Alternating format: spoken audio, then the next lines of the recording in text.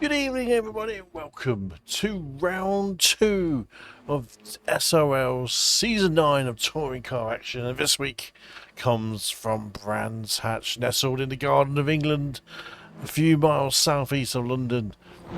Touring car racing is coming home again here on the SRLTV. Brands Hatch is a tricky 2.4-mile circuit. Lots of undulations, lots of tight corners, but also high speed at the same time. It is going to be an exhibition of touring car driving at the highest. Can we see what these superstars of the iRacing TCR calendars can provide tonight? Practice is just underway. It's coming to an end in the next probably 5 minutes or so. And then qualifying will begin. But let's show you what the gist of the day is. The gist of the racing that you will be seeing coming up very shortly. So this is the second way round of the night, of the season, sorry. Usually helps when I actually stick the right track round number in there. There we go. Round 2 at Brands Hatch. As usual, we got 10 minutes qualifying, which will be starting very shortly. Then you're followed by a 20-minute race. Then a little break, and then a second race, 25 minutes, which is formed of the top 15 reversed from the results of race 1. So you will get the fast guys trying to move their way through most of the grid. We've got 33, 34 drivers literally ready to go today. It's going to be frenetic. It's going to be action-packed. You're going to see a lot of stuff going on as well. So fingers crossed. The racing is close. It's action-packed. It's exactly what you need it to be for this season. So we just get the weather up for you as well. It's a nice, cool track. The racing's going to be fast because of that as well. So no stupidly hot temperatures that people don't seem to like to race in. But it really is going to highlight what people want to see on track. Now, it's not without the build-up, as always. We've already had one round. Last round was highly anticipated, sorry. And it's certainly delivered from Road Atlanta, where we saw Kim Andre Bjorklund pretty much dominate the round in the pros. Marjan Kodeman was the leader out of the pro-ams, and in the ams we had Jeff Saunders out on top. I think it was Jeff Saunders as well. But we're going to see the results on that first round now. And how they form in the championship standings. And of course, decided to not play ball with me, because that's how it works, isn't it? You know, when you expect it to work, it goes, not today, sir.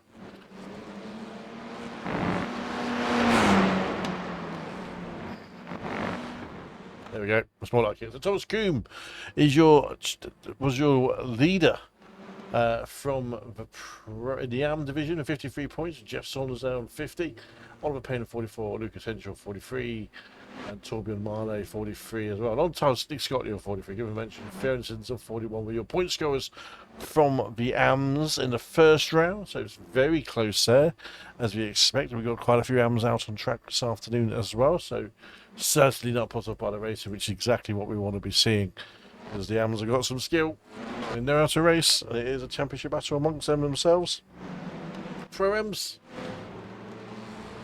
This is also the biggest group of the field as well. And certainly going to be one of the most hotly contested. Marjan Kodeman, 108 points, with Cooper Akers, 106, Sidney Harns, 104, Fraser Garrity, 101, Luke Jones, 101, Carl Hardy, 100. Lewis Delmont on 80, Jura Larkin on 75, Cavella 69, Daniel Lewis 67, Craig Walter 67, Euros Simchit 64, Jose Skuld 63, Debbie Chikchala 62, Ronald de Jong 62, Ryan Stringer 59, Paul Hurley 55, Edo Cups 44, Dick Crowber. So the Edo Cups 48, Dick Crowber 44, Stuart Gibbons 18, Sam Smith 17 of your point scorers. That's just all the drivers from the pro-ams that went to the track last week, and that's where they stand. And coming into the pros, Kim Andre Bjorklund there out front with 141 points with Dan Mould. Tony Walker with his promotion from the pro-ams last season, taking third place already, 104.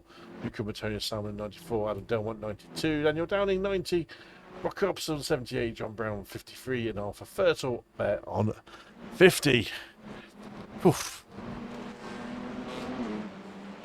Plenty for everyone to be racing for there. Now, we do have a couple of drone cameras out there today as well. We've got the drones through Druids. Then we've got the drone through Clark's, which you won't see anything from that one there.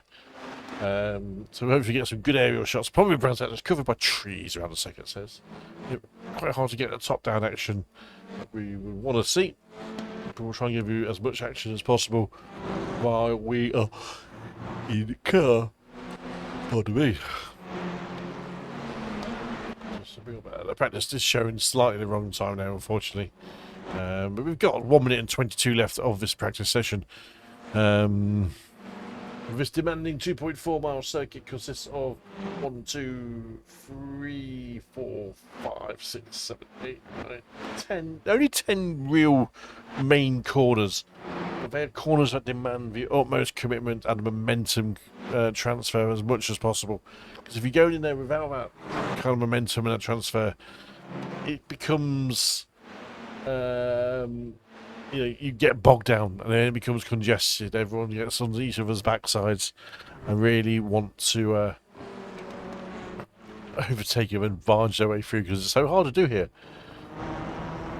And that is the thing with it. It's not exactly an easy track to overtake on.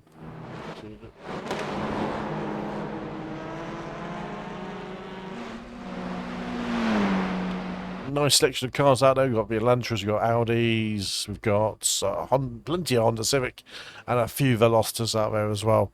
It's nice to see a good mix of cars.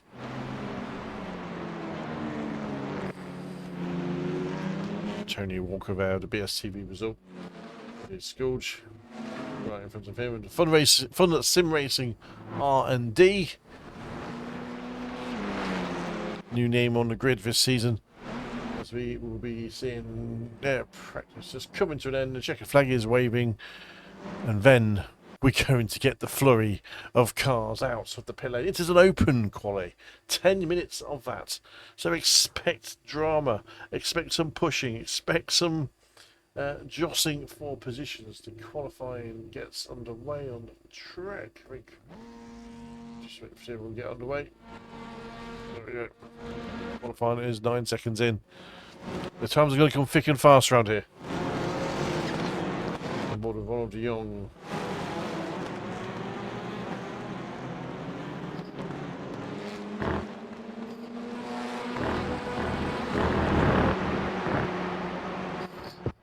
So that's many drivers. You won't have any times on the board. This is just the outlap, and it looks like a race start already for a lot of the drivers.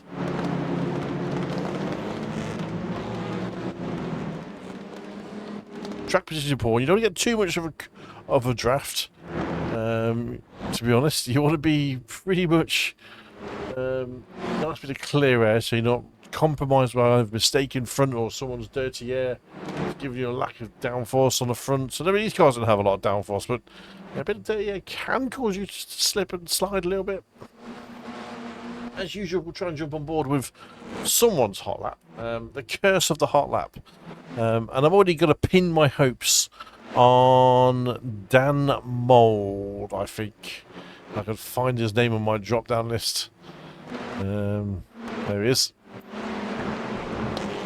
Dan Mould is up front. So let's go with him for our qualifying ride-along, which will be pretty much any second shortly. He's driving for the BIS Circuits team this season, along with Craig Walters. And let's jump on board now into the cockpit with Dan Mould.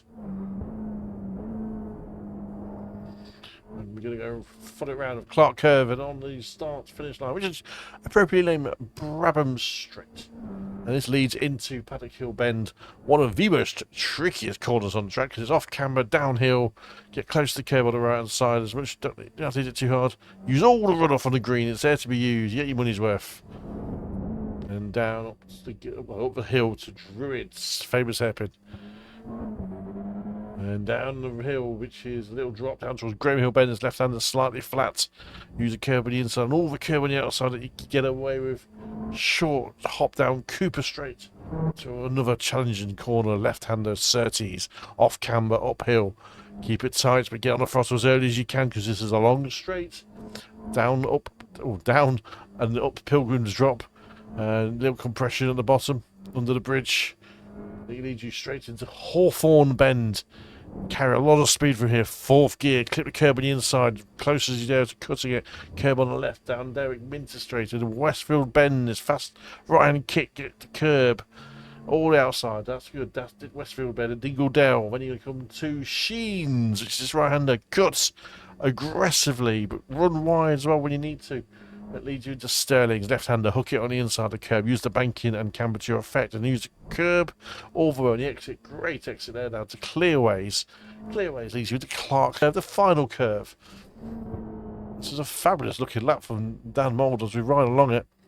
Craig Walters setting the early time of 32.6. And here comes Dan Mould to set his time, which is a 1:32.4, 2.5 tenths clear of his time compared to Craig Walters. And Kim on Bjorkland slaps in a time of 1:32.4, which is exactly the same time as Dan Mould, so nothing to separate between the guys at the front. This is exactly what you want to be seeing. Okay, let's get the time on board. Usually gaggles of cars. Let's jump on board with a Pro-Am. And let's do Jura. Jura Larkin joined the league last season, season 8, and this season 9. He's looking strong already in the championship, looking as he gets his way around Hawthorne. He's driving the Elantra, so it's nice to see how these drive. Not notoriously great on a fixed setup that we run here in the SRL, but they're making it work in their favour along with Ronald de Jong and Demi Tinctular.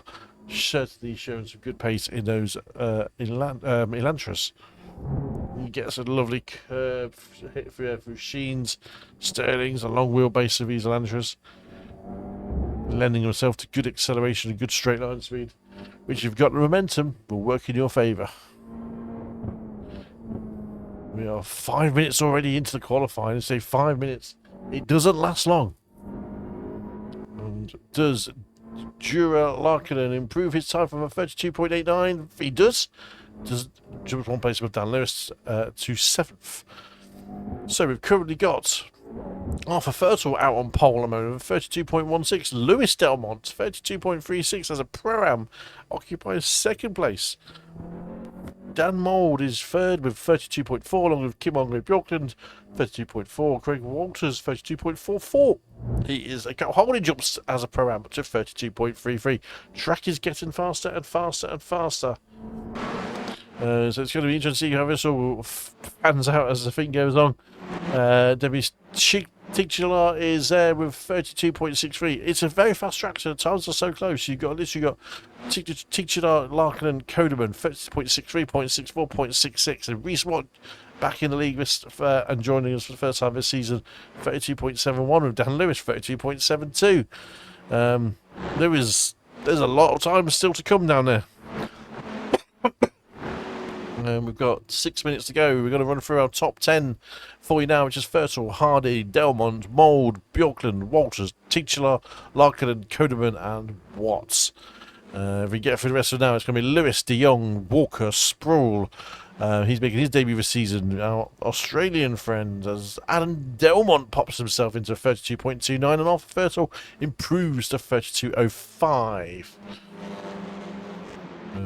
Dan Mould jumps to 32.1. It's 0.05 difference between him and Fertel. We've got movement down below. There's things all moving all over the place. Tony Walker slaps himself in a 32.25 to put himself 4th. So we've got pros in the top 5, and then we've got 3 AMs of Harley, Delmont, and Walters. John Brown is into the top 10. He is on a 32.49. Marjan Codeman puts himself 32.42. And you can see it's positioned on track in the right place at the right time. Stuart Gibbons box up to 15th. 15th is going to be the one to aim at for this bit packed middle pack. But that's the reverse grid pole position as the race goes on. So make sure our cameras on board work, which they do. Lovely jubbly.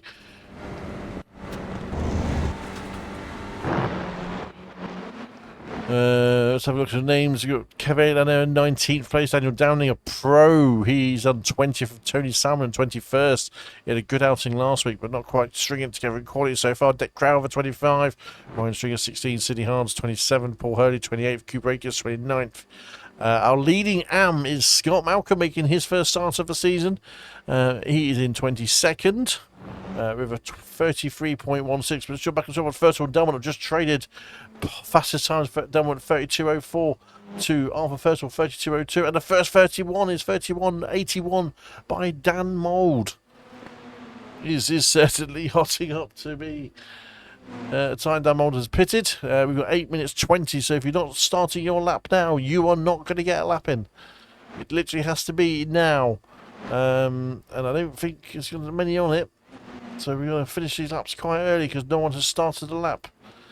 Just about right. Luke Jones starts off into 14th. Cavella is down to 16th now. He's up there in the 32s, but there was literally less than a second covering 1st to 20th.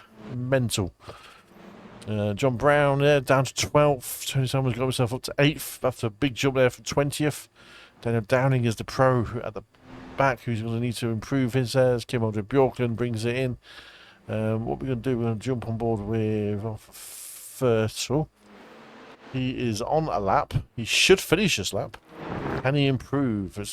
And Kim Andre Bjorklund of 31.83, 2/100ths slower than Dan Mould. That is immensely tight at the front there. But Ken Arthur, he's green personal best in a few sectors. No purple, though. We've got about 30 seconds to go. Can he cross the line and go faster? Oh no, he's pitting. He must have made a mistake. So 32.02. Tony Walker, is he going to get a lap in? He might do. He's close. I think purple. We've got 20 seconds to go. Getting a nice draft off car number 32, Reese Watts. That's going to help him down the straight here. Can he jump anything different for 33? Sorry, 33.19 was his last time. Yep, that was his time just then. Did not improve. That's it. That is it. That is qualifying done. That went really fast, didn't it? Right. Gridding up time, which means I've got to do a grid in record time. This is going to be fun. Right then, occupying your pole is Dan Brown with a 31.813 and just 0.018 behind. In second place is Kim Andre Bjorklund. Arthur Fertile occupies third with Adam Delmont on fourth. Tony Walker in fifth with Craig Walters in sixth. Strong show from the Biss Circuits boys at the start of their qualifying and their evening. Seventh place, Carl Hardy showing his strong start to the season after last week at Atlanta with eighth from Tony Salmon. He's in the hunt there with the pros. Ninth place, Lewis Delmont, and 10th, John Brown. 11th, Martin Codeman and Dan Lewis. 13th and 14th with Demi Chickachell and Ewan Larkin, the teammates, with 15th, Luke Jones and Reese Watt on 16th. Kev Aylen 17th alongside Dick Crowther. Them two always seem to be together on the grid. Can Kev and Dan Lewis, for example, not jumpstart this week? In 19th place, Stuart Gibbons, and 20th, Samuel Sproul, our Australian chap.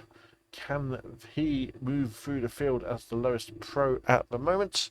We hope so. We've got Ronald de Jong in 21st, Simon Tabofsek in 22nd, Daniel Downing in 23rd, so he's the lowest pro. Now in 23rd, he's alongside the AM of Scott Malcolm in 24th, 4.3 seconds back from the overall leader. Jose School 25th with Ryan Stringer 26th, Sidney Hards in 27th with Paul Hurley in 28th. Q Breakers, disappointing for him down in 29th, but he can move forward with the right strategy. And 30th with Nick Scotney and Torbjorn Marley in 31st. He's alongside Lucas Henshaw in 32nd. Fraser Garrity 33rd, and he occupies the last row of the grid with 34th, Jeff Saunders. as we form the grid. Right, we're going to get as much open as possible on the grid here for you all.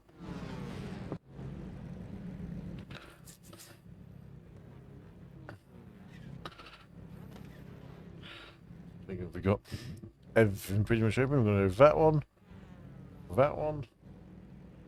I think we're pretty much good to go almost.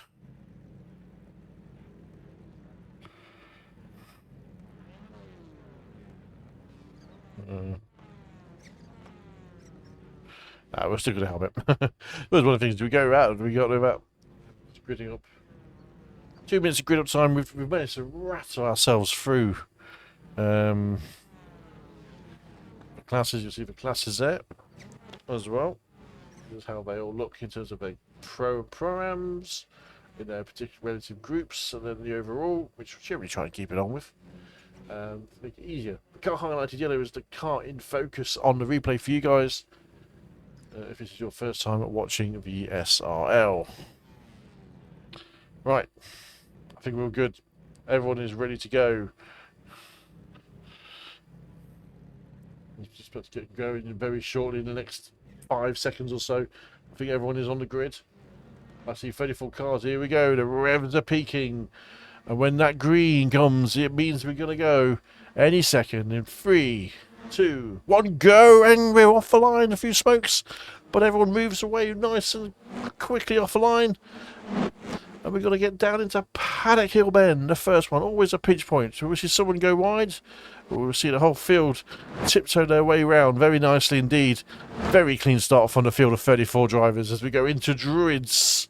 And again, nice and clean through there as we watch the back markers file their way through. Down towards Graham Hill. And again, the field nicely navigated their way through, taking their time and playing the safe game. It's a race, yes. And we got a big slide from someone. Oh, we didn't see it, unfortunately. It was Reese Watts dropping back. We come down Pilgrim's Drop. This is where a lot of action will go on. You see people jostling position and slipstreaming down to this right hand at Hawthorns. There's 2 wide down there. And everyone got around and then towards Westfield Bend. Cars 2, 3 wide there.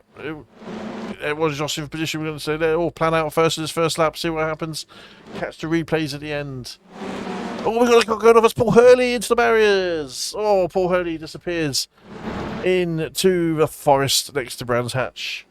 Not sure what happened there, but that'll be one for the replay as they come round Stirling's and down towards Clearways and Clark Curve.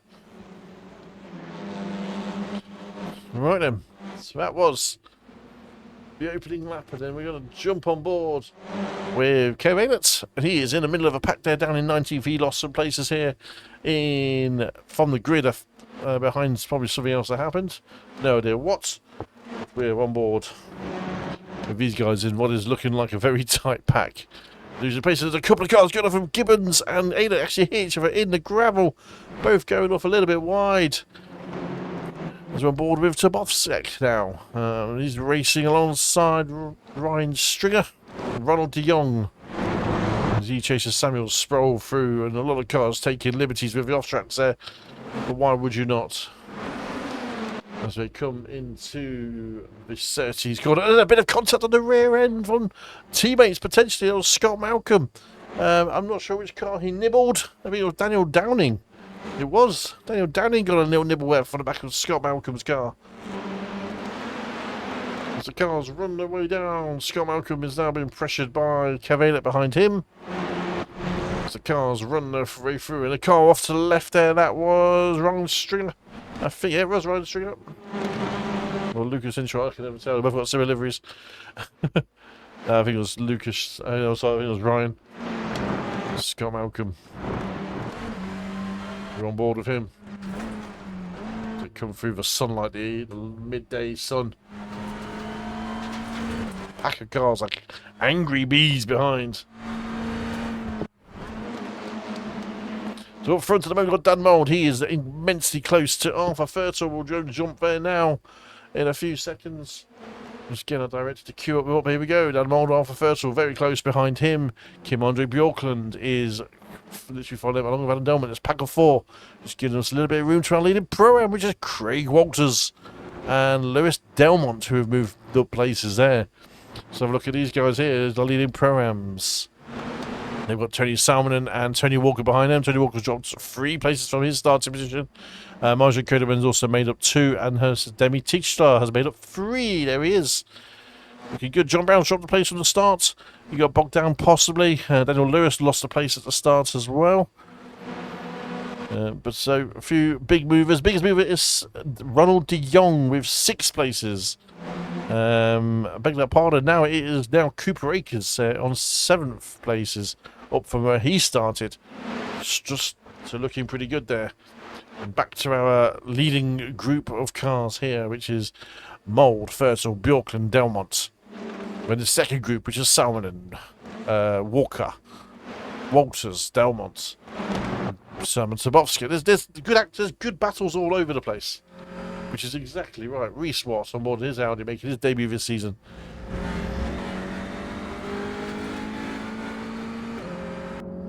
Get on board with Reese. He's working his reel. The Audi's never known as a particularly strong car around here. We're making it work in his favour today. I think it's the only Audi actually said on track.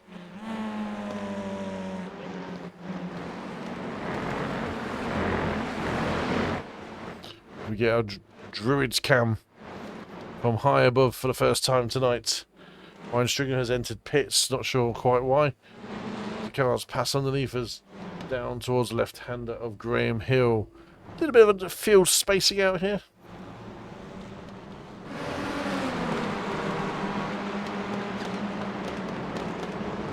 Let's see if we can get our leaders back on board. It's still very tight up at the front with Mould and Fertile. Fertile is harassing Mould around the top half of the circuit. A little bit of a just stretched out gap there, but Delmont is still on the back of Bjorklund.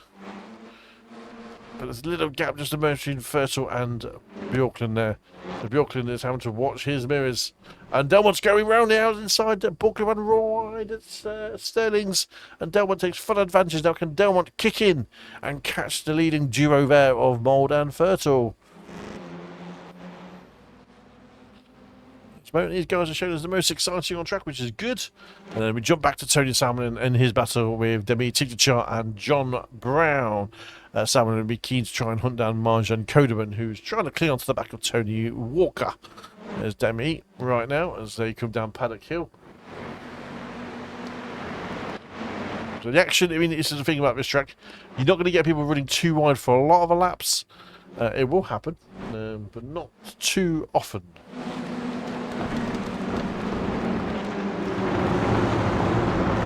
A lot of liberties to be taken with the what we call the speed tokens, the off tracks, not to be abused because they're not particularly high, and Brands Hatch can punish you for repeated overuse of that. And the slowdowns can be quite severe. John Brown seems to have a good run along the back of Demi Teachstar here because Honda versus Elantra up the Pilgrim's Drop. Can John Brown make it stick into the right-hander of Hawthorne? Not quite. It is really alongside on the exit of Surtees for that to happen in your favour. But by just being there, he will be putting a lot of pressure on a few other drivers. Mould and Fertile are still separated by 0.3 of a second. We've lost Kim Andre Bjorklund to the back of that group by 4 seconds. So he's had a moment just hanging on the back of them, which means he's been brought close to Lewis Delmont, who has assumed the lead of the Pro-Ams against Craig Walters, who's a second further back from them. And there's a leading trio. Delmont has just reined in Fertile a little bit. Bjorklund's made back quite a bit of time as well, so that might get a little bit squirrely into Paddock Hill there, a little bit early on the apex. Won't be the optimal line, so first we'll be watching that with hopefully a bit of a degree of trepidation, or positive trepidation, if that can be such a thing. I'll show you where we are with the groups. So you see Mould and Fertile, Delmont top 3 in the pros. In the pros, you've got Delmont, Walters, Coderman, and then your AMs, Malcolm, Bjorn, Marley, and Lucas Henschel in your AMs. Let's jump down to the AMs. Scott Malcolm is here, leading Stuart Gibbons, Cooper Akers, Sydney Hards. So really putting himself into the middle of the Pro-Am battle. He's got Kev Ayler in front of him. Kev possibly got past Scott. But I know they were pretty close behind. And in the battle further back, we've got Daniel Torbjorn Marley battling with Jose Schools, who has got some significant front-end damage. So that's going to be holding him back. And Torbjorn is going to be keen to get past him. He's got a pro of Daniel Downing behind him. There's Lucas Henschel following Daniel Downing through. This is the top 3 of your AMs right there. Back to the leaders. Dan Mould. There the camera goes. Nope, Craig Walters looking like the cork in the bottle with a group of cars behind him. Is he maintaining his pace well? He's running 33 flats at the moment with Tony Salmonen right behind him and John Brown behind him and Jura Larkinen, our 4th place Pro-Am in 11th place. A lot of them pros mixing it with the Pro-Ams. We are almost halfway through this opening round of Brands Hatch, of round 2 of the touring car season from SRLTV. And it is the suspense building. We've not seen any of the rigid and robust defending and overtaking happening yet. But people will still be posturing, still be setting up, still working out what the other car's doing. But we're not seeing a lot of people making mistakes either, which is always key. Arthur Fertel has dropped down to 3rd. There is an off-track flagged up on my screen. Unfortunately, I don't know what that was for. But he has dropped down to 3rd of Delmont, inheriting that 2nd place. And he's now just 0.5 behind Dan Mould. As the cars work their way around the top of the circuit through Hawthorne into Westfield. This is Tony Salmonen right now flying around Sheens and Dingledale. Fabulous double right-handers into left Sterling's. Salmonen just gets in the back of Walters there. And Walters is keen to get to Codeman. Codeman got past Walters actually, but they're going to come to Clark.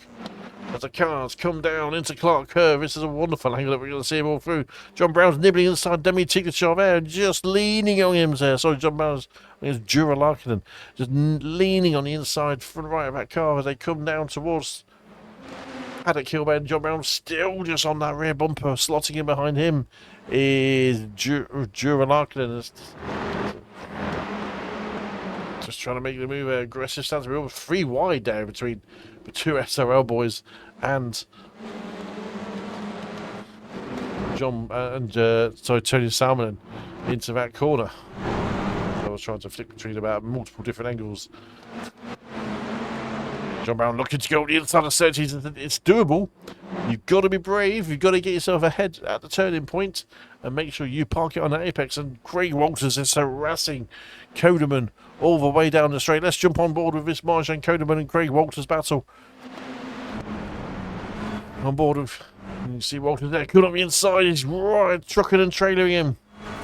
This is looking very nice indeed. On the power battle between Civic and Civic. Civic is very good at getting that power down nice early into the corners.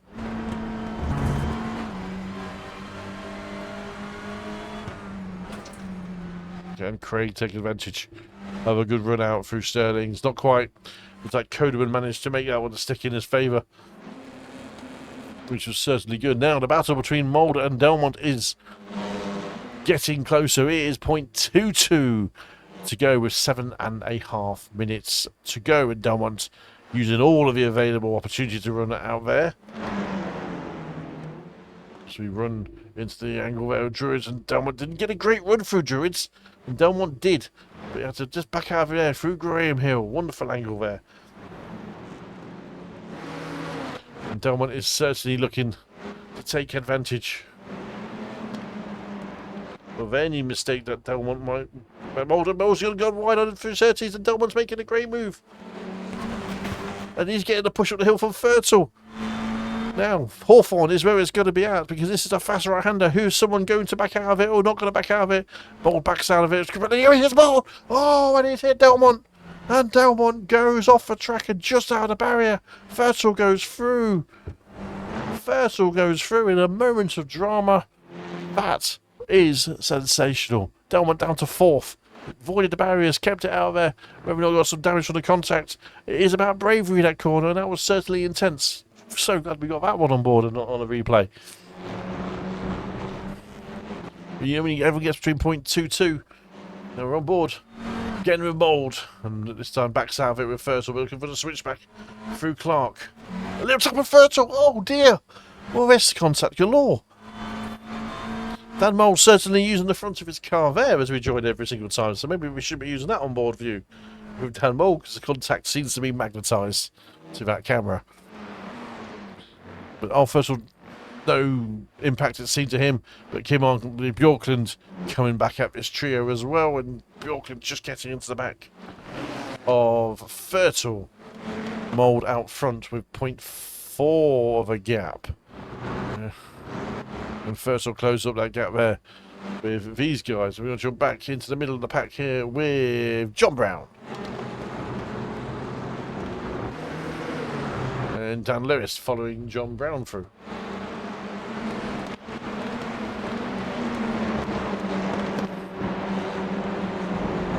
Bit of a quiet race for Dan Lewis. He's up 1 place from where he started into 11th place. He's 4th in class. Pretty good. Let's have a look at the classes. I've been set with 5 minutes to go. And Mould, on Fertel, Kimon, De Bjorklund, and Delmont, your top 4 in the pros. In the programs, you've got Lewis, Delmont, Marjan, Kodeman, who's big gap between those two, actually. He's made a 4-second gap to Marjan. Marjan Kodeman, Craig Walters in 3rd, and Daniel Lewis in 4th, and Debbie TCR in 5th. Your prams is still Scott Malcolm, Lucas Henshaw, Morgan Marley, and Jeff Saunders. Now, the battle with Marley and Saunders is pretty close on track. You can see those two there. Marley in the Civic, Saunders in the Audi. And Saunders has got Carl Hardy, who has dropped 24 places from the beginning of the race. So I'm not sure what happened to him. Other names that we've seen happen. Luke Jones is still running there. He's down 1 place to 16th. Kev is down 2 to 19th. Stuart Gibbons is also down 2 to 21st. Deck Crowther's up 3 to 15th. He is occupying the pole at the moment. Let's have a look at him. He's got a nice gap to Luke Jones behind him. Can Luke Jones scamper up to Deck Crowther and take that pole away? Well, certainly one to keep an eye on with 4 minutes to go. Simon Sabovsek is just going around Druids there. Is up to 14 from 8 places. He has climbed. That is the 2nd biggest gain. Yes, Fraser Garrity is currently the biggest on 9 places. Let's give Fraser some airtime for that 9-place increase. He is all over the back of Cooper Akers, heading towards 30s.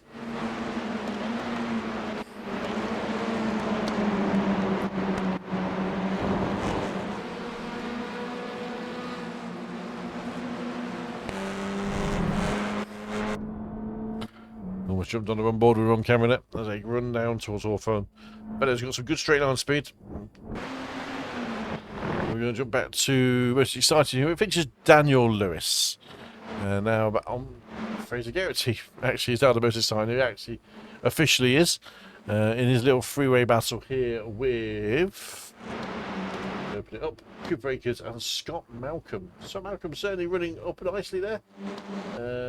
We are just going to watch that battle. Luke Jones has had a moment. He's dropped behind Reese Watt. Luke Jones just tapping the back of Reese Watt there, and Luke Jones getting out of it. Oh, we got into contact with Ronald de Jong as well.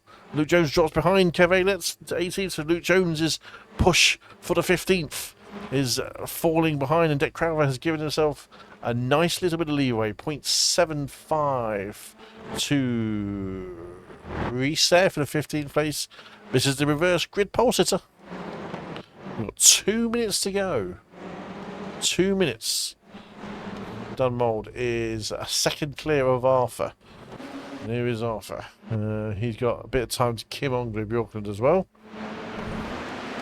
His front 4 fanned out a little bit. There's some gaps in between. But they do have some traffic coming up. Ryan Stringer is the car in front. Blue flag rules in the SRLTV is get out of the way, wear safe. Ryan Stringer, one of the new guys. Hopefully we'll adhere to that quite nicely. Doesn't need to get into the battle. He's running currently the last of the 34 cars. a lap down on these guys, along with Paul Hurley. There's a bit of difference between them here. Now, will they take the white flag round here? That is the question.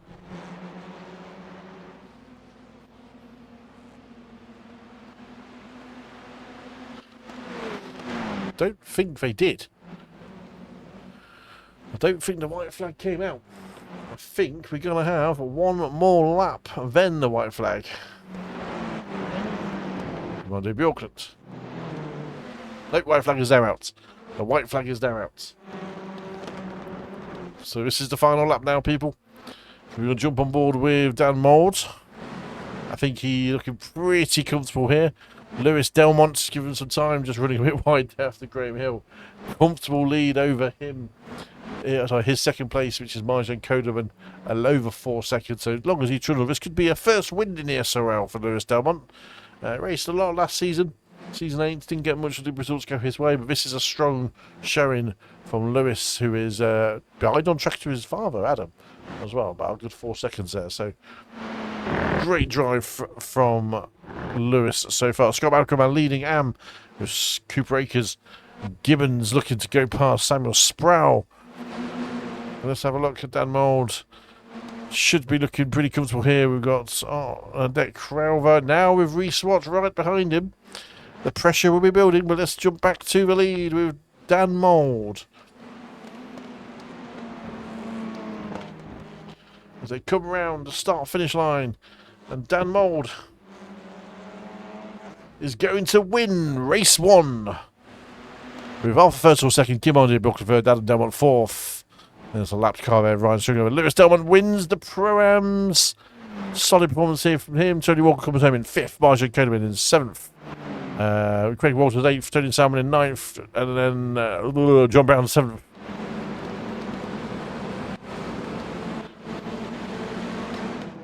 And we've got cars coming around. We've got trying to work out where everyone is. Luke Jones comes around. Scott Malcolm wins the Ams at 22nd place. There's a lot going on there just to work out where everyone was going. Right then. I think is everyone over the line? Stick Scotty almost. Over the line comes Dick Scotty. There, right at the end. Right then. We are going to dissect, while we wait for the results of race 1, what happened on the opening lap. So we first went off Adam Delmont.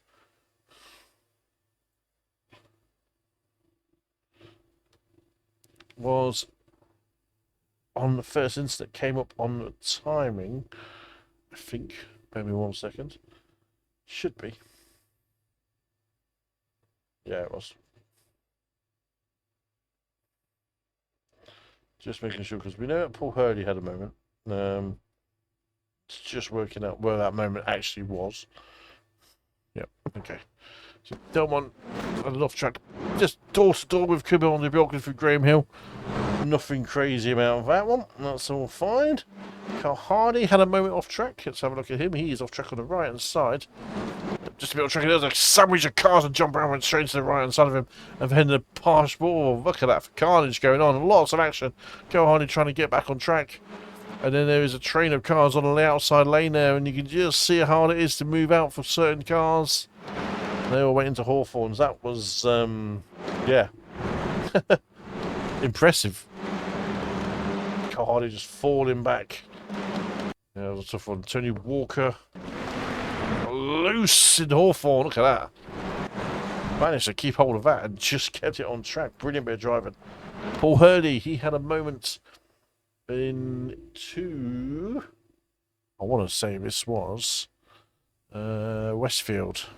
Yeah, Westfield Niggerdale. Oh, just one of those glue kind of instances, isn't it? Paul Hurley and Jose Scourge just having some contact there and just couldn't really get out of it. It was tough on that one. And Paul Hurley unfortunately came off worse, and I think he damaged Jose as well. Looking about here, some suspension damage. So fortunately, that's not what Paul Hurley would have wanted. So he's trying to do a 3-point turn back on track. And Carl Hardy had damage to Gibbons. And we saw what happened actually on the camera in the background of this one, but this is a bit more. Gibbons just going a bit deep, and he's followed by Kev on the gravel, and they both have a little bit of door contact. And I think they both got away with it, actually. But that's one of the reasons why Gibbons and Aylett were positions down. Reese Watts went off track. It's probably just a grey roll. We'll see a few here, to be honest. Then Downing crashed. Big red letters crashed. So we'll see what happened here as he comes. Well, that's the Scott Malcolm got into the back of him. Oh! Yeah, just got into the back of him there. I think their teammate kind of similar liveries. That's unfortunate, that is. Yeah. It's a bit of rear contact. Ryan Stringer had an off track.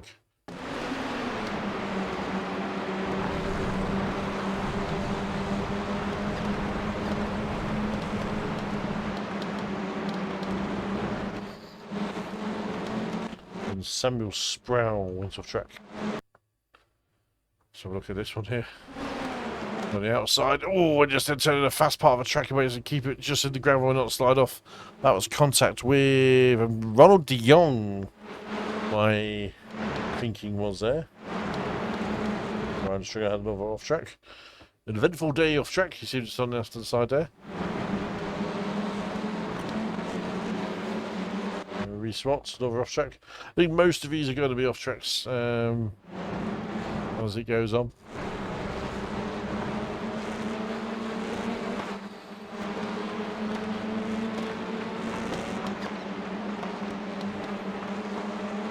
Fraser Garrity, he had an off track.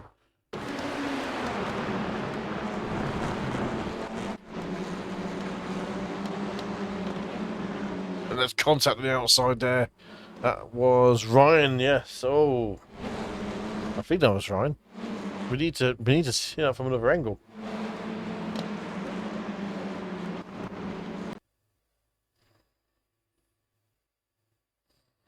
If we can.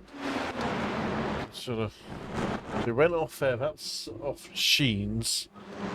And just that contact of Ryan Stringer. Oh. It's harsh, isn't it?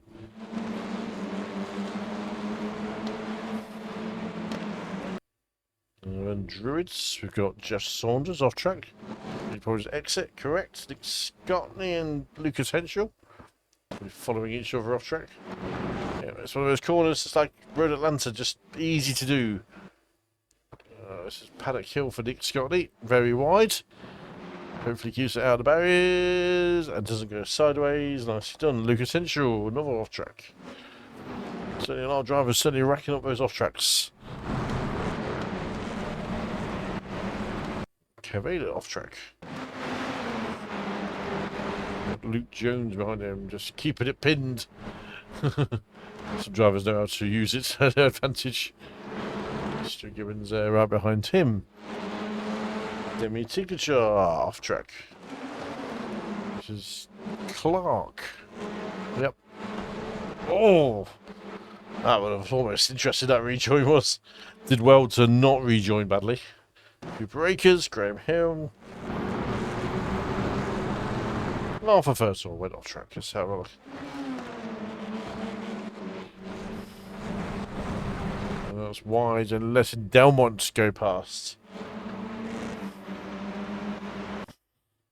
I mean, we've got lots of off tracks. So, Fraser just riding just off track on his own. Easy mistake to make. Some say. Torbjorn, just too much speed with it. That allows Lucas through. Nicely done. I'm just going to see if we can find. Here we go. This is the next one. Delmont and Mould. We saw this on screen. And Hawthorne. Oh, just into the side of him. I mean, that's going to be one that's always going to be debated all day long, isn't it?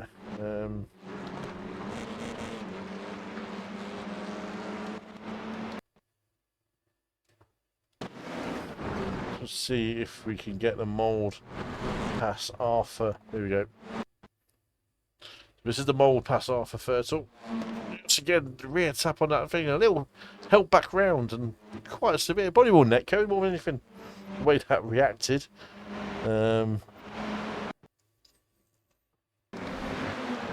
Careful running off track. Rally across to that Hyundai. Kim Andre Bjorkland. It's probably just soft tracked. It's people pushing the boundaries, isn't it? Absolutely pushing the boundaries.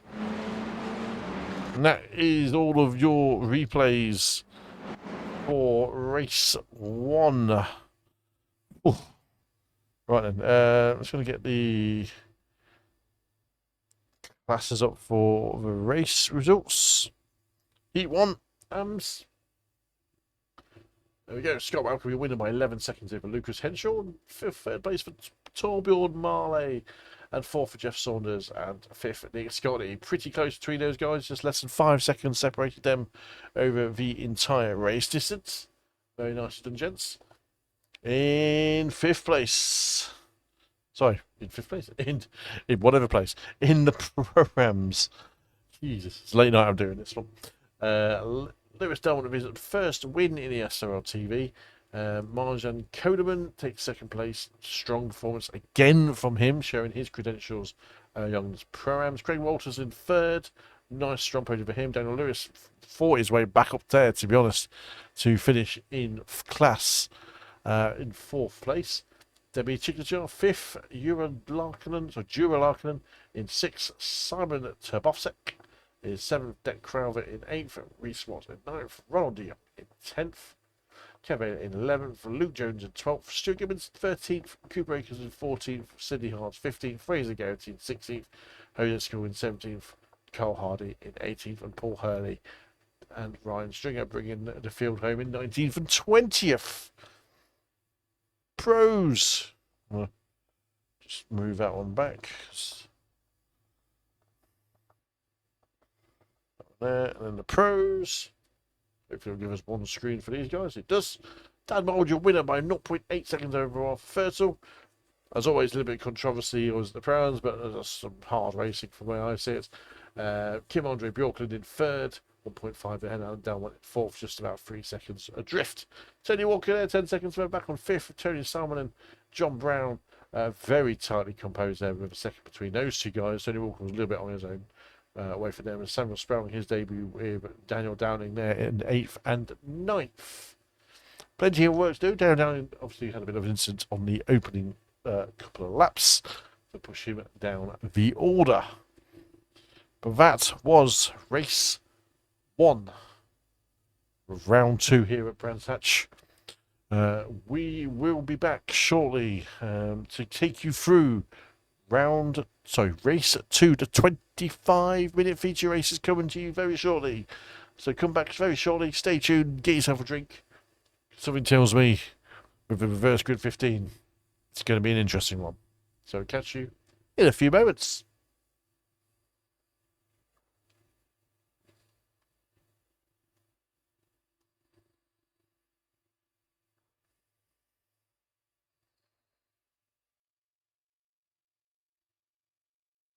Hello and welcome back to the Heat 2, the feature race, 25 minutes, rear of Brands Hatch of this round 2 event of the SRLTV. Here, Friday night is the home of TCR Racing on SRLTV, and here is your reverse grid for race 2, the feature race. On pole with Deck Crowther and 2nd place Simon Tabovsek. In 3rd, we've got Jura Larkinen alongside his teammate of 4th place of Demis Titular. 5th place Daniel Lewis and his teammate John Brown in 6th. 7th place Tony Salmon and 8th of Craig Walters. In 9th place, you've got Marjan Kodeman alongside Tony Walker in 10th. 11th is Lewis Delmont alongside his father, 12th, and teammate Adam Delmont. 13th place, Kim Andre Bjorkland alongside Arthur Fertile with Dan Mould, our first place winner from the last race in pole. 16th, just missing out there on reverse grid pole, is 16th, Reese Watts. In 17th, Ronald de Jong alongside 18th, Kevin. At 19th is Luke Jones. He's got Samuel Sproul, the pro. In 20th, 21st, Stuart Gibbons alongside 22nd, our AMA winner, Scott Malcolm. In Cooper Akers, 23rd, Sidney Hart, 24th. And my mouse has moved from the move button. Daniel Downing in 25th, Fraser Garrity in 26th, 27th, Jose Schools, 28th, Carl Hardy, 29th, Lucas Henshaw, 30th, Twan Marley, 31st, Jeff Saunders, 32nd, Nick Scotty, 33rd, you've got Paul Hurley, and 34th, Ryan Stringer. Can we see more action coming up as we get our starter cam up for you all?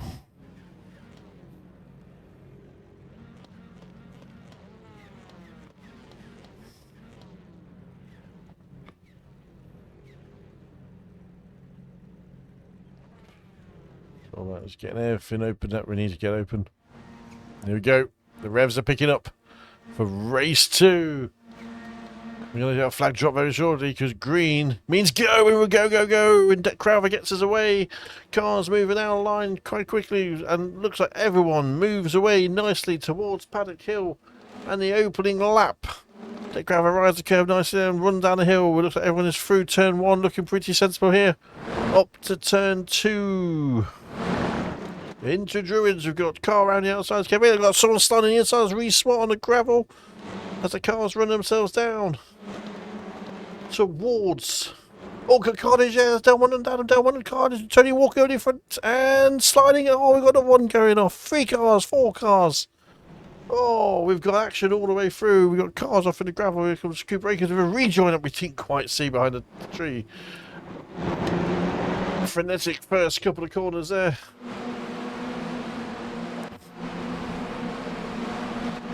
Hopefully a lot of that will be captured at the beginning.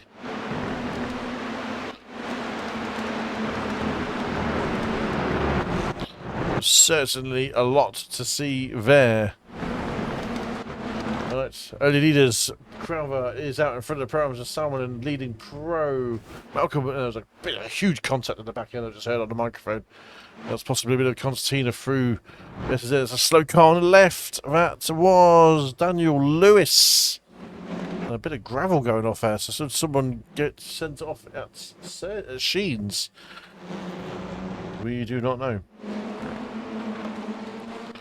Round the clock curve. We watch these cars go. This is Reespot and Scott Malcolm.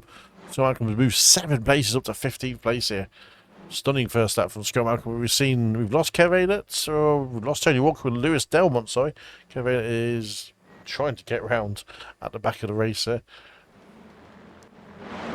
The cars run down Paddock Hill.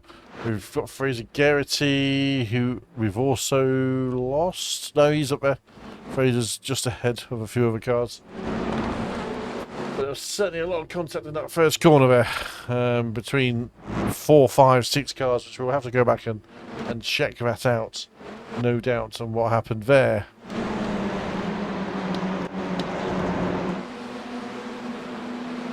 Now, we're on board with Reswat here. Trying to see what other angles and stuff we've got, and see if we've got 2 wide battles going on.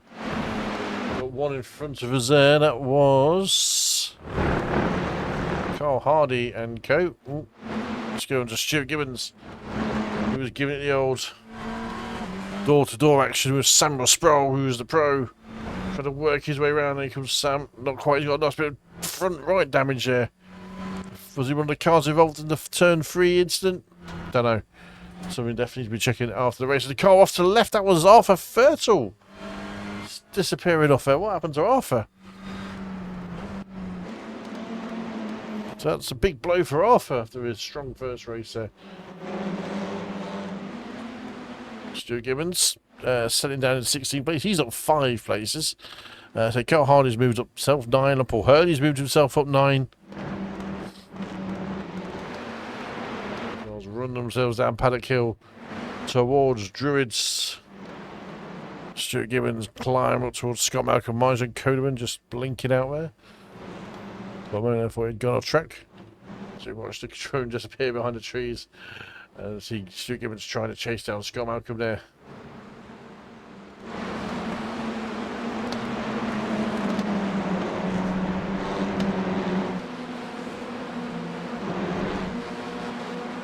There's a really damaged front there for Samuel Sproul, isn't there? We see Sidney Hards. Didn't see much of him at all in the first race. Still see him in the pack here. He's running 20th. He's up 4 places from where he started. I don't think Brands is his particular favourite track. As they run round the top part of the track, and Hawthorne's too wide in front. With a glare of a sun, and it's 5:02. Or Sidney Hards just. But then he came Hardy through there. Probably a sensible choice. Playing a long game, 25 minutes. Anything can happen. Daniel Lewis will be all over the back here. He has dropped 16 places. No. Yeah, he might have done actually. Yeah, he's dropped 16 places here. Down to 21st from where he was up at the front. So he'll be disappointed with that start for Daniel Lewis. But Jeff Saunders all over the back of him. Daniel Downing. He's got the car 17 of...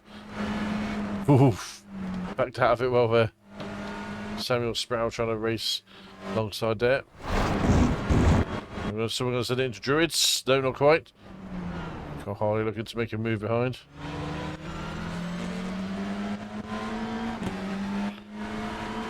Stu Gibbons has scampered off into the distance of Scott Malcolm. There is Scott Malcolm. The sun is so low, it's going to be awkward for the drivers. Scott Malcolm going very tight. They're running side by side, door to door. Great bit of driving from the pair of drivers here between Stu Gibbons and Scott Malcolm, racing against each other many a time. Stu Gibbons is just looking to get the edge on Scott Malcolm, but Scott Malcolm slightly offline. Can he come across to take the racing on? He does nicely, a bit tight still.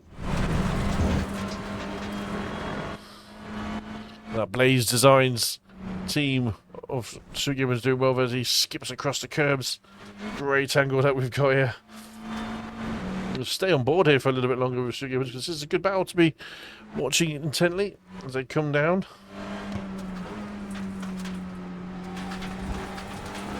Down towards the Clark Clear clearways.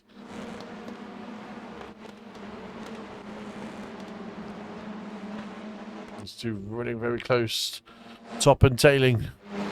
Right then, let's have a look at around the thing at the front. We've got Jura Larkinen and Dick Crowther, 1 and 2, and they are catching Kev Aylett, who is pitted for damage. So that's for lapping. But at the moment, looking at the pace, Kev is actually driving faster. I'll be happy with that. Deck just fallen off the back a little bit there of Jura, and Simon Tobovsek is not really challenging Deck either, so they're on their own. John Brown, the leading pro, is coming up to the back of Simon. Kim Andre Bjorkland, he started in 13th place. After last week's Royal Atlanta, he also started 13th and came out to win it. Can he do the same here at Brands Hatch in a 25-minute feature? Well, we've got 18 minutes to find that out. Kim Andre Bjorkland running in 5th place and 2nd in class. Tony Salmon right behind him. Demi Titular there he is running around. He's 7th place. He's lost 3 places from the start. Greg Walters is where he is with his teammate Dan Mould right behind him. There he is, and Dan Mould has gained 6 places up from 15th. He's been followed by Adam Delmont there, who has gained 2 places. Saunders, Henshaw, Hardy, these guys are going at it right now.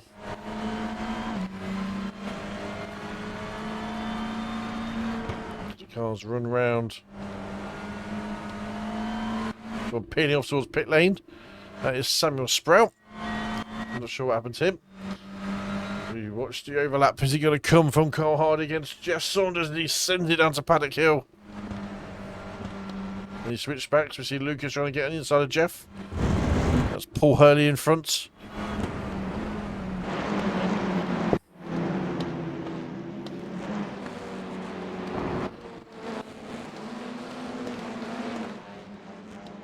We're going to watch the cars run through. Carl Hardy running very close to the back of Paul Hurley. Is he going to make it stick? Going into 30s, around the outside of 30s. He's going to hold it on the inside, and Hardy just getting it not quite right. Hurley will get the run, and Hardy starts to go rally crossing up the long straight of Pilgrim's Drop. And now we've got a 2 wide battle. Cole Hardy has got to defend against the arm of Lucas Henschel, and he is taking no prisoners here as Lucas Henschel takes over the second place of Jeff Saunders in the AM division as well, and getting a wonderful toe up the hill from Cole Hardy. And Cole Hardy trying to keep up with Paul Hurley for that position in the programs of 19th and 20th on 19th on the road and 20th on the road.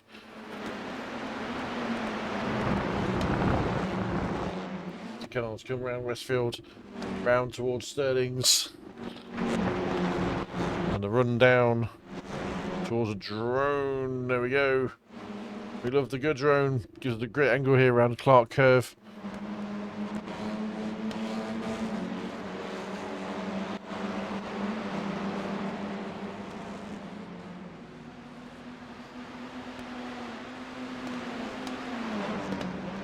Cole Hardy, most exciting driver on track going in, John Brown. Still up the back of Simon Zabofsek.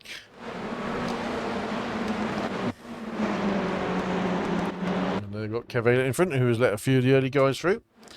They'll be looking to keep pace with those guys up ahead and run away. Unfortunately, not a season for Kev so far, the first two races.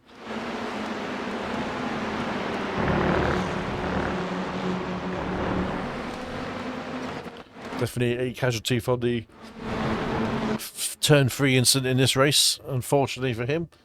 But he's going to be keeping pace with Crowther and Larkin, which we know the pace is there.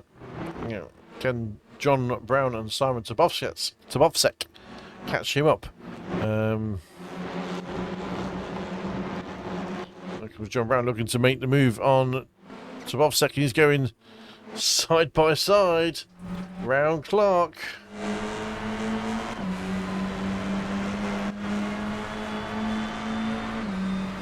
Paddock Hill is going to be one of those corners. You want to be brave, and John Brown gets a kick. Doesn't quite get it hooked up, but good exit there though. Drew has got someone really getting skitty there. It was Kim Andre Bjorkland. Behind some offset, Craig Walters.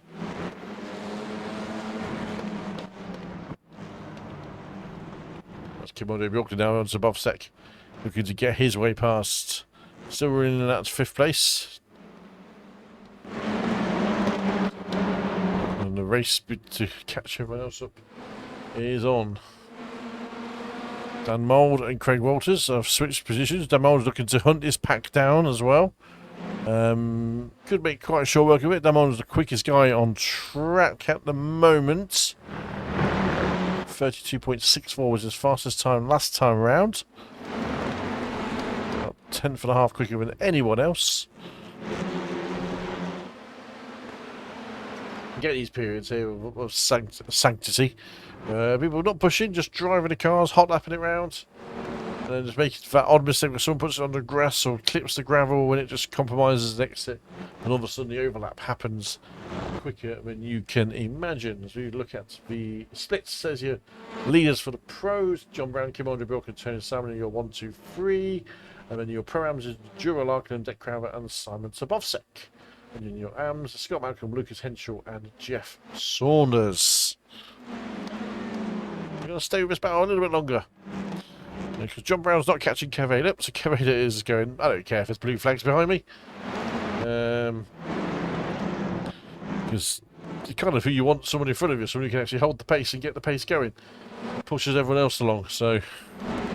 because the leaders haven't pulled away either, so and Kev goes exit stage right and lets everyone by. I doubt that was intentional though. Literally lets everyone by. Probably a sensible choice in the end to do that. The train of cars. The Brands Hatch Express is certainly left the station. Can the next stop be a clinical overtake or someone from somewhere? Can someone set it up? Dick Crowther just holding his station in 2nd place on the road. Jura driving away. Can we get a Pro-Am overall win for the first time this season? It'd be nice to see. We thought we were going to get it last time round at Road Atlanta, but Kim Andre Bjorkland put paid to that. With a move in the last couple of laps on Marge and Koderman on that feature race. Let's have a look around Stuart Gibbons and Reece Watt are just having a right old battle here. They jump on board and Reece Watt gets it back on Gibbons. We're going to jump on board because why not? It's one of the best camera angles that we've got. And sends it on the inside. Oh, Stuart Gibbons absolutely launched it down the inside of Clark Curve there. I'm not sure how much contact was made. We didn't quite get the right angle of it as it happened. But Gibbons taking no prisoners there at Clark Curve. And that was Reece Watt, who drops 2 places down to 18th place on the road.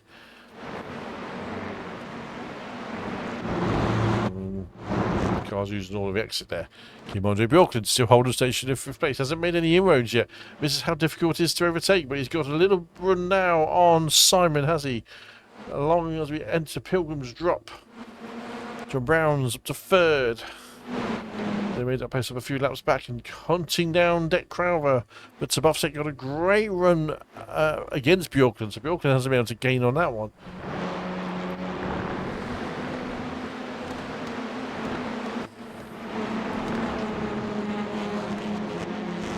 So Deck will be seeing John slowly gaining. Look at the last times around. Deck Crowther was a 32.8. John Brown was a 32.4. The fastest man on track is 32.40. Dan Mould. That was the last lap around. That's also the fastest lap of this race. That was definitely a purple lap. But everyone's running into 32s. Craig Walters 32.45. Kim Andre Bjorklund was also 32.4, but it was just down to the thousandth of a second between them on lap time. So the pace is there, the pace is quick, the temperature is cool, and we are looking like a grandstand finish is about to come good soon.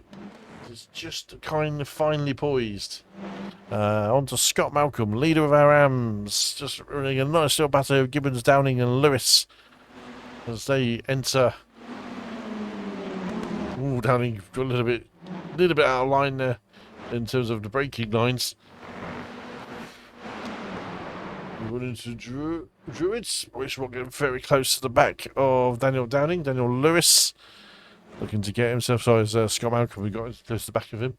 Daniel Downing is in front of Daniel Lewis. Well, DDs. They run into 30, so that's a move from Reece Watt on Scott Malcolm. Nicely done. Nicely done indeed.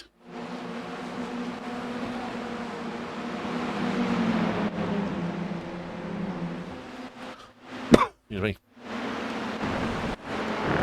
Daniel Lewis just hunting down Daniel Downing. Back on board. We've got a bit of a concertina happening now. Dick Crowther.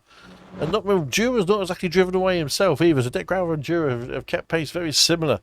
But the field is compressing together. You've got John Brown, you've got Simon Sabovsek and Kim Andre Bjorklund. They're all there. They're all waiting for something to happen as 17 minutes has ticked over and the start of another lap. We've completed 11. We've got just under 8 minutes to go, which is probably around 6 laps, 5 laps. And how it goes, we see Bjorklund against Sabovsek. Sabovsek shuts that door on Bjorklund. Very nicely indeed. Very intelligent and defensive driving going on here. So certainly in the hunt here for an overall win is certainly John Brown. He's doing a nice job here. Self-professed favourite is Brands Hatch. He loves this track. Not afraid to make it obvious as well. Fair play to that.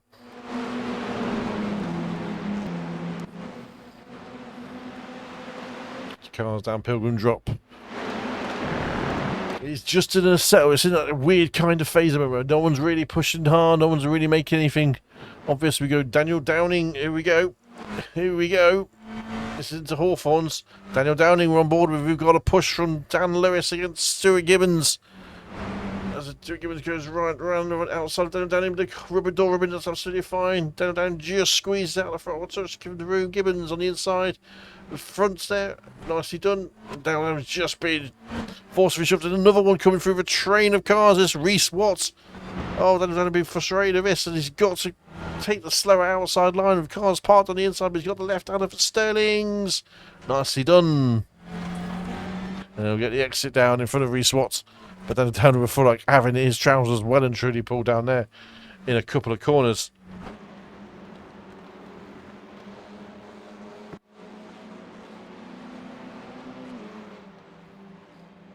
cars run down towards Druids from one drone to another. Reese Watt looking to make the move on the inside of Paddock Hill and does. Oh, it's so close. Beautiful bit of drive for the pair of them as they use all the combination of the track. Cars behind are going too wide as well as into Druids. Are going to contact from Reese into the inside of Daniel Downing. Forceful move. Very robust. Reese Watt certainly going, I'm not new to this league. I've been here before and I'm going to make it count. We've got more contact behind. That is Scott Malcolm with Sydney Hards. Action all over the place. Back to the front. John Brown is tightly on the back of Kim Andre Bjorklund, has squeezed past Tony Salmond. Have we lost someone? We have. We've lost Simon Tabovsek. I'm not sure what happened there. We'll have to check that one. Unfortunately, we missed out on watching some other action that's going on. So John Brown's up to third, Kim Andre Bjorklund to fourth, Dan Mould into fifth. And it is very tight there, but so it's the battle here. Can Dick Crowther hold off for the next 5 minutes? The charging John Brown. We've got 3 types of car in the top 3. We've got led by an Elantra of Jura Larkinen. We've got the Veloster of Dick Crowther and the Honda Civic of John Brown. And then a Civic army follows out of 6 of them right behind them on track. Each car with their own different traits and each performing well on the fixed setup, and it's nice to see them actually being pushed to their limits. And to realise we've left the weather open for everyone to see what the track temps were, but they're looking pretty good. But we don't need to keep seeing that all the way through.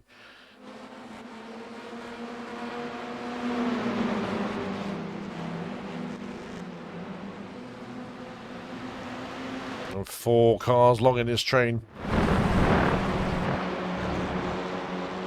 Next closest battle is actually, it is these guys. Actually, there's nothing else going on. Everyone's a good second apart. Carl Hardy and Scott Malcolm are very close on track, so we'll jump back to these guys here. Very tight on track. Are we going to see anything close happening between them? We might do. Jump on board. Who's going to sit on the inside? No, but Malcolm's been compromised maybe on the exit. But no, Carl Hardy did a sensible thing and just backed out of it. We've got Sydney Hards right behind him. Into the glare of the sun. Back to the leaders. Dick Crowther just slipped back a touch there against Jura. It's got a visible gap now, 0.7. And still with John Brown right behind him.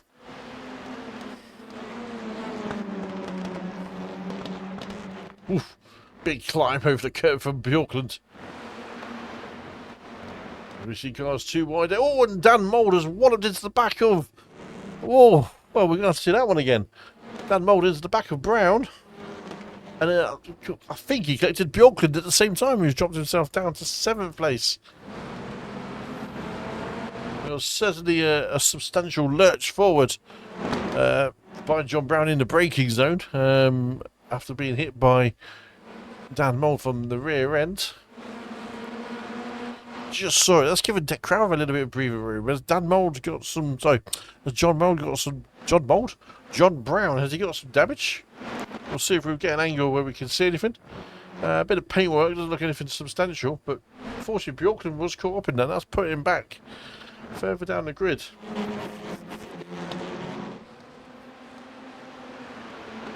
We'll jump on board with John Brown to see what his inputs are looking like.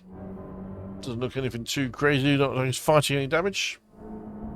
So back onto the surge of catching up with the cars in front. He's still got Dan Mould right behind him, so she didn't quite use the push to pass feature of the front of that Civic. We have got 2 laps to go. 2 laps. Jura Larkinen is a second clear at the front of the grid there. You see the cars down. Oh, Dan Mould almost into the back of John Brown again as they come under the camera into Druids. How's he going to look here this time? And John Brown just holding the inside line, getting the actual swing round down towards Graham Hill. Here they come. Dan Brown into the back end of John Brown. Oh, there's more contact. 2 laps in a row between Mould and Brown. That is going to be controversial. We've seen a few contacts tonight from the number 62 car of Mould. Just nothing like substantial, just nibbles here and there, but that is going to be an instant definitely to review at the end of the race, as that has put John Brown down to 9th place. A place to do it. Kim Andre Bjorklund is right at the backside of Adam Delmont. Kim Bjorklund looking a bit damaged on the front of that car as well. Deck Crowther, you must have a good Jura actually. Jura is 1 second ahead of Deck, who is 1 second ahead of Dan Mould, that is, and he's clear of Tony Salmon in second place in his second round of the pros. Good, strong performance from Tony. Didn't qualify 2 best, so it took a long time to get his lap in. But certainly did the job as Jura brings us round to start the final lap. So this will be the white flag now. Off we go. Round Paddock Hill. Up to Druids.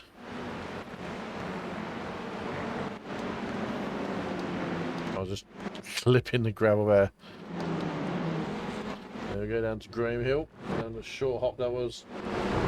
The downhill section there. On to the Cooper Straits, which is down here, but it's tricky left-hander around Surtees. And then Pilgrim's Drop is the next stage of the lap. It's a long straight, gives everybody a nice bit of serenity.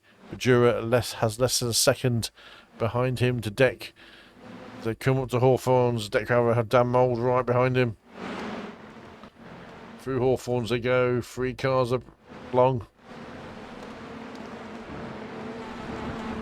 Nicely done to see Tony and Craig and Adam and Kim and Demi up there as well. John Brown. Kevin still just holding on to a group of these guys. Round Westfield. That's Sheens and into Sterlings. Then the run down to Clearways. And then the Clark Curve to finish the lap. And Jura Larkin is going to get an outright win. We've got an outright 1-2 for Pro-Ams. Well done to you, sir. That is Jura wins race 2. Deck comes home in second, and Dan Brown is the leading pro in 3rd place on track. Great performance from him. So overall win for Jura with an overall 2nd place for Deck Crowther in class.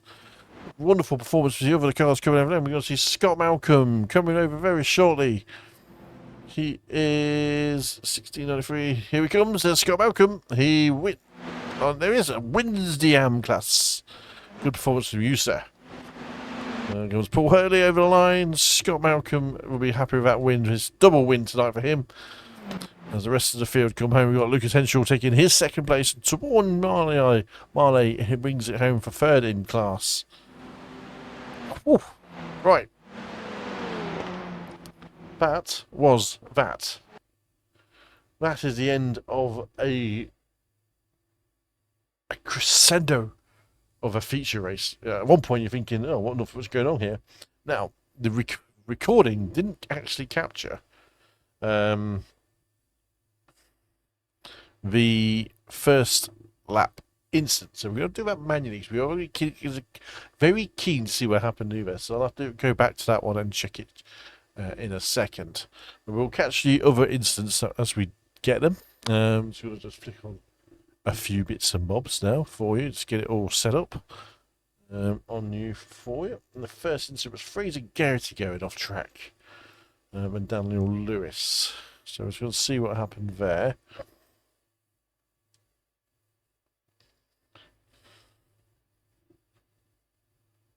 Actually have a replay, but do I? No. Right then. Good.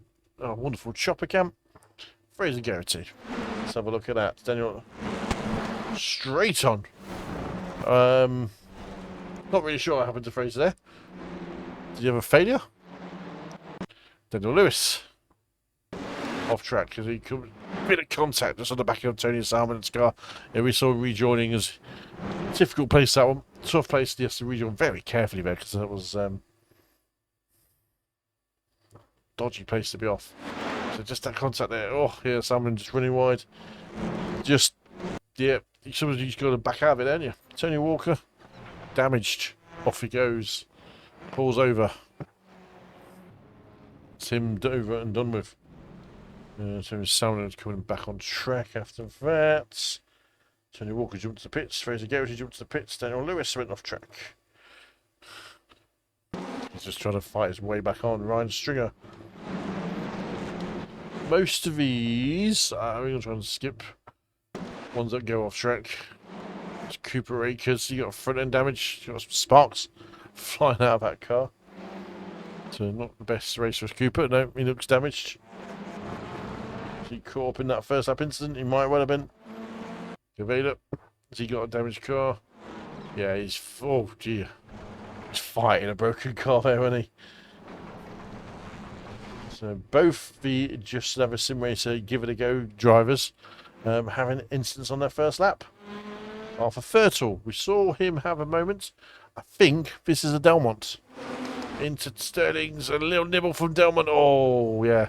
And that's rear-ended into the wall. That's unfortunate for Arthur Fertel. Yeah, he won't be too happy with that, I imagine. Tony Walker says crashed. I think that is a retirement or rating on pit lane. I think he just took his time on pit exit. Yep.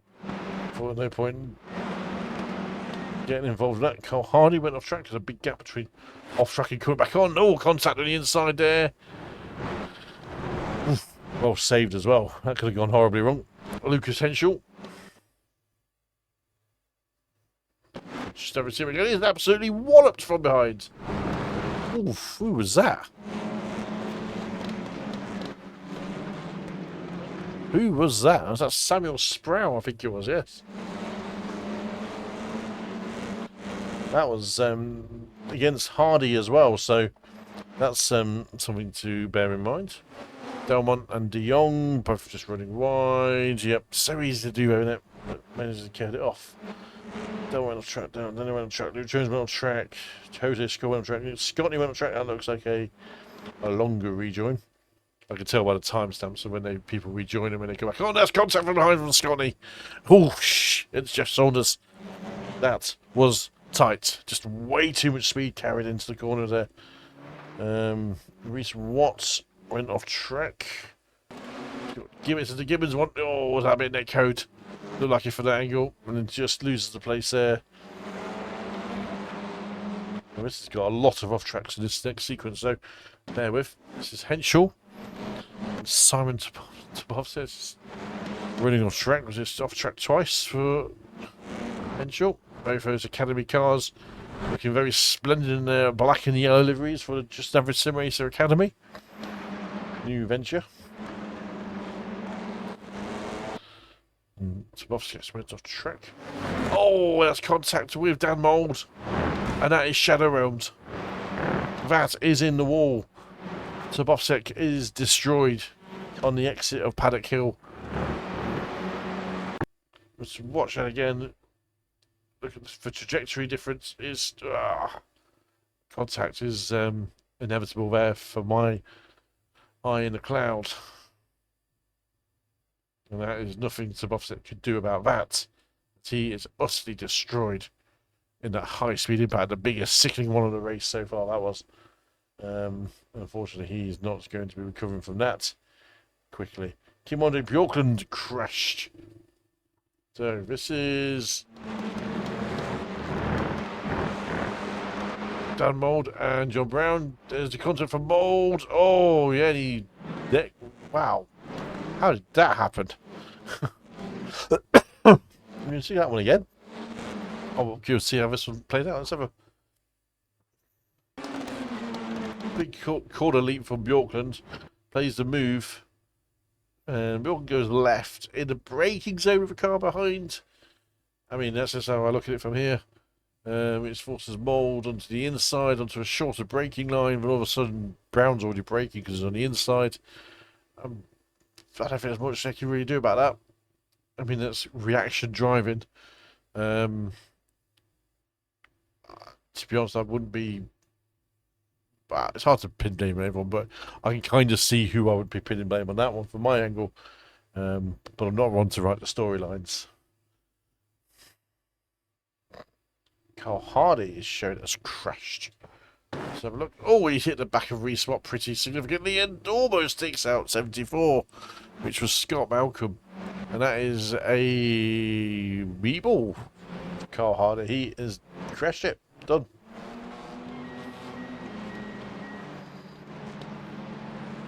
I'm just trying to find... John Brown came back on track here.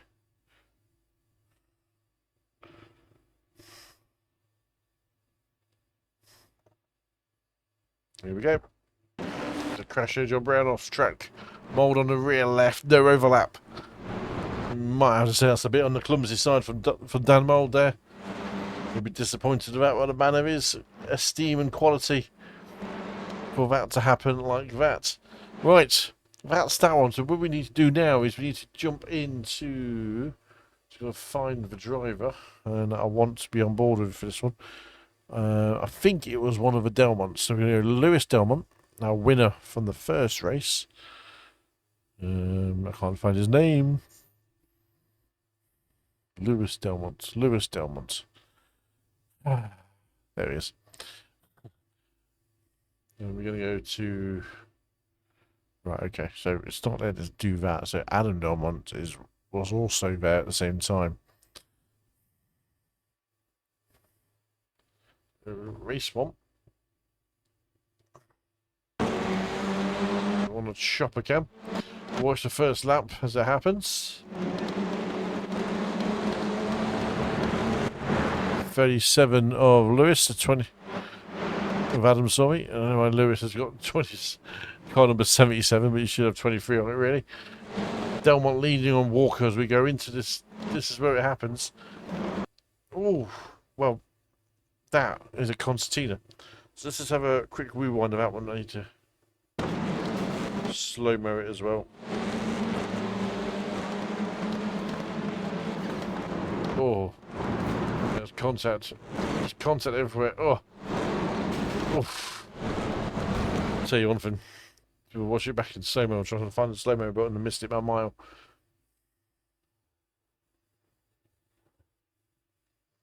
So you can see what's going on here. You've got Lewis around the outside, so he's ahead of Adam. So number 123 on the front is Lewis Delmont's car. Cars in front, checking up one on the grass. So Delmont on the grass early, probably a little bit unsettled braking, and then Tony Walker hits the rear left of Delmont. That sends Lewis into the spin, and that puts him into the path of Adam, who hits the back end of Adam. And then Arthur's pushing Bjorklund through, and then pushing through on Walker. That straightens up Walker. Kev coming in on his brake, and then thinking he's gone. Then Walker is pushed back into the path of Aylett, who then gets walloped, and then Samuel Sparrow steaming through, smacks into the back of Aylett, and that's why Aylett's race was over. But you can see how a small change of braking direction further ahead in an instant actually causes a bigger incident, and it's more down to it's first lap crash is always going to be tight, but it's this braking here, this car on the right hand side, the 966 car of Marjan, just clipping the grass and the braking. It would have unsettled Lewis, who brakes a bit harder, which causes him the brake bias to slide on the inside and walk. The merest of contacts sends him round. How Bjorklund avoided it with significant damage, and so did Arthur as well, managed to get left. And you see Kev trying to follow him through as well. He's on his brakes hard, scrubbing off so much pace of Walters, I think, on the outside. 6 years there, Mould. How did Kev get into the lead? How did he get all the way up there on the first lap?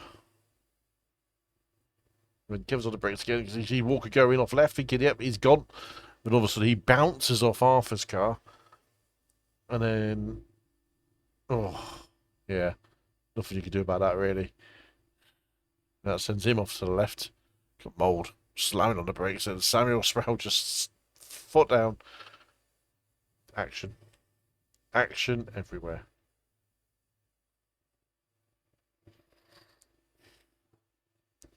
But that's an interesting one there, to say the least, actually. Now, I'm curious. How did Kev Aylett make his place up from the beginning? at the beginning of the race.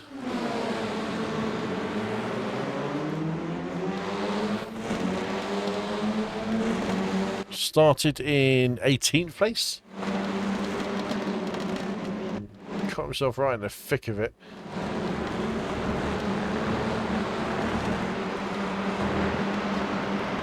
Sends it right round the outside. Achieved contact there at Druids.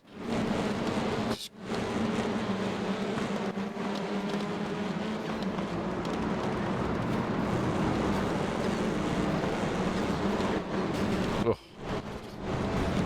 So much for a fast start. When that happens, it happens.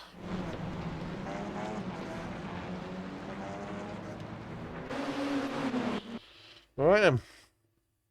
But that is the end of that. I hope that's been an exciting, absolutely enthralling race for you all there. All that's left now is to bring you the results from the feature race.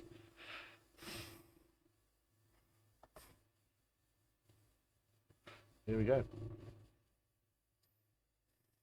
Feature race pro win. Dan Bold winning by 2.1 seconds over Tony Salmonen. Third place Adam Delmont. Fourth Kim Andre Bjorklund. Fifth Daniel Downey doing well to get up there. John Brown in sixth after being spun around by Dan Mould. There'll certainly be words said, oh, no doubt, across the street on that one. Tony Walker lap down in seventh. We'll still get points for that. Samuel Sproul retired after 13 laps left. Be disappointed to do that. Our first one also retired, so there'll be no points for those guys. 75% of the race not complete means you don't score points. Params in the feature. Jura, the overall winner as well, and Deck, the overall second place. Just 0.8 between them. Craig Walters finished the podium there with third place, 4.3 seconds back. Demi Tichler 6 seconds further back from him. Ronald de Jong is in fifth place, 12 seconds there. Root Jones finished solid in sixth, and Martin Coda went in seventh. Daniel Lewis in eighth, Stu Gibbons in ninth, Reese Watt in 10th, completing it, and he had an eventful race in Reese Watt. Sidney Hard finishes in 11th, and Paul Hurley in 12th, Cooper Akers in 13th, Ryan Stringer 14th, OJ School in 15th, Kev Aylett a lap down in 16th, Carl Holdy, I think he just about gets the points there for 17th. Simon Tabofsek retired from 5 and does not get the points. It's a bit too soon, unfortunately. Lewis Delmont also retired, and Fraser Garrity also retired. No points for them down there in the 19th and 20th. Biams.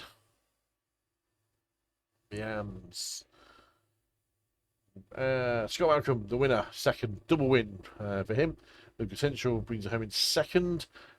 Torborn Marley brings it home in third. Jeff Saunders in fourth, and Nick Scotty in fifth. Again, closely 4 battles all the way through. Scott Malcolm, bit of a distance ahead, you might say. Maybe one for a review in position if it was me, but I don't call those shots. That's up to the admins to decide how they want to play that. Okay. One thing I need to do now is waiting for the old champions to go. Yes, the points are ready. So the updated points. Dan Mould stays top, 259 points. Sorry, takes the lead. Sorry, not stays top. He goes second to the lead against Kim Andre Bjorklund. So nicely switch around positions. And Delmont climbs 2 places up to third with 204.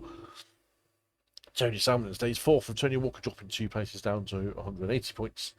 Daniel Downing stays 6th. John Brown moves up a place to 7th. Arthur Fertile moves up a place to 8th. Rock Copser, who didn't race tonight, is down to 8th, and Sam Sproul gets on the board of his 10 points. The Pro-Ams, always contested hotly, as we know. Martin Codeman retains his lead at 202, up 6 places is Jura Larkin. It's amazing how quickly a good haul of points will get you near the front. Luke Jones is up 2 places as well to 177 in third place. Craig Walters moves 7 places in that round to 173. Sydney Hall drops 2, 164. Cooper Akers drops 2 to 160. Tigachar is up 7, 152. Lewis up 2, 151. Dick Crowder is up 10 places, up to 145 points, and that's 9th place in the championship. Hardy loses 4 places. Ronald de Jong is up 4. Delmont loses 5. In 12th place, Fraser Garrity drops 9 places down to 13th. Kev drops 5 places to 14th. Jose drops 2 to 15th. Paul Hurley climbs a place to 16th. And Ryan Stringer loses out to Paul. Stu Gibbons climbs 2 to 18th. Reece Watt is finishing off in 19th place. And Uros Simcic, Edo Cup, so we haven't seen. Tabovsek gets on the board of 38 points. Sam Smith, no points this season so far. And the AMS. Wow, this is going to be tight, the AMS is.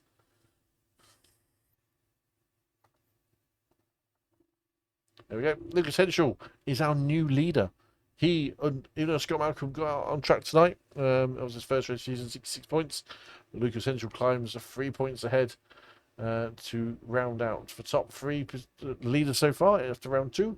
Tawon Mane, 1 point behind at second place, with Nick Scotney also climbing to third, climbing 3 places to 89 points. Scott Malcolm in 4th, his first race of the season, which means we see Jeff Thomas Coombe down 53 points. Jeff Saunders, who did race tonight, that might be a typo, I have to say, so bear with me 1 second while I confirm that. My gut feeling is I've put a typo in somewhere into my lovely board. So apologies, Jeff. Jeff claimed 49 points tonight. So he's on 99 points. Sorry, so he's actually the leader. My apologies, Jeff. So Jeff should be in the lead with 99 points. So switch them all around a little bit. Fiona Simmons, who didn't race tonight, along with Oliver Payne, retain 7th and 8th places. And we get to see Stian Martin and Danny Stewart on track yet as well. Teams. Now, have I got the teams option to be able to show you at the moment? We didn't show you at the beginning because it wasn't set up, but I have my little gremlins been able to get me the teams in a position. Let's do that. I think we have. Here come the teams. This circuit's climbed to they're still 432 points to the leader. Sim Racing Norway, 80 points behind already in second place, 352. Hydro Racing Forces 342, Next Gen Racing 341, BSTV Result 324. Just give it away, just give it a go. 285 and Fun Sim Racing 280. SRL down in 8th last season champions. They need to pick up their game, and they are close behind Fun Sim Racing, just 2 points between them. Lumen Motorsport with Scott Malcolm and Luke Jones 243. Blade Designs at 231. Got some more points, more to move. There we go. Team just have a Sim Race Academy up to 197. Good start from them. Fun Sim Racing R&D 12th place. Fun Sim Racing Audi 13th. Just an average Sim Racer Chances 14th. Worked out by results. Our final point score was there in 15th. 15 teams in the team championship doing a fine job there. It's looking rather good. But that is how it looks so far in everything to be had. So that's kind of it. An eventful 2 races from Brands Hatch. A 2.4 miles tight, undulating, twisty circuit has given us some thrills, spills, controversies, and talking points to be had, certainly in the doors that will be closed to be discussed. So I will hand you off for the evening. Thank you for watching. Thank you for taking part. Thank you for enjoying your week of touring car racing with ourselves here at SRLTV. We'll be back next week with Interlagos, matching the official series. And let's see what the in between the lakes circuit of Autodromo de Pace, Carlos de Paz, otherwise known as Interlagos in Sao Paulo, give us to compete with. I've been your host, Just the Average Sim Racer. So join me from Interlagos for round 3 for more action on what will be a wider track, a very different proposition to Brands Hatch, and a very lesser travel track for a lot of the drivers as well. So good night, take care, and we'll see you all very soon. Bye bye.